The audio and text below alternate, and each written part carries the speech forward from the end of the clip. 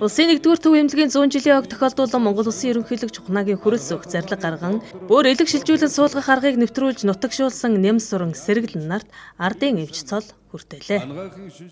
За өнөөдөр бол ажиллаж байгаа Улсын 1-р төв эмнэлгийнхаа хамт олонд болон урлаг андорлагийн тасгийнхан өөр шилжүүлэн суулгах багийнхаа хамт олонд эртний шилжүүлэн суулгах багийнхаа хамт олонд үнэхээр баярлж байна.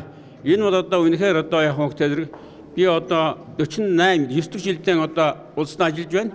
Энэ хугацаанд бол одоо энэ эмнэлгийнхаа Улсын 1-р тэмдэг буюу Отчмолын саард ордныхаа энэ одоо онгон дагшин энэ авралын морхтуудаа хамт ажиллаж авралын морхтуудын маань одоо алтан үеийнхнаар багшлуулж ингэж өдөл зэрэг төрсөндөө бол үнэхээр баярлж байна. Би бас хятадтай хүн.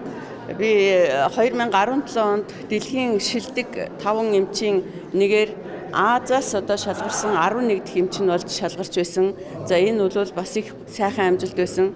За мөн одоо түүнчлэн 2021 онд бид нар багаараа Монгол улсын төрийн шагнал хүртсэн. За бас одоо өнөөдөр энэ сайхан шагналыг хүртлээ. Тэгээ энэ бүхэн бол миний одоо багш нар надтай хамтарч ажилладаг одоо бүх хамт олонны минь ач гавья тэрнээс нэг хүний гавья гэж байхгүй. Монгол улсад элэг шилжүүлэн суулгах үйл ажиллагааг нэвтрүүлээд одоо 13 жил болж байна.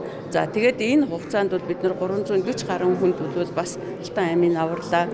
Олон сайхан шинэ технологиудыг нэвтрүүллээ. 1 сая хүнд оногдох амьд донороос элэг шилжүүлэн суулгасан тоогоороо Монгол улс дэлхийд сүүлийн 3 жил дараалан 1-р байранд орж байгаа.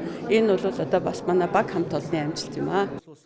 Монгол Улсын ерөнхийлөгч хүрэлц өгөх төрийн дээд цол одон медаль хүртсэн эрхмүүд болон тэдний гэр бүл хамт олонд баяр хүргэж амжилт хүсье өрөөлөө.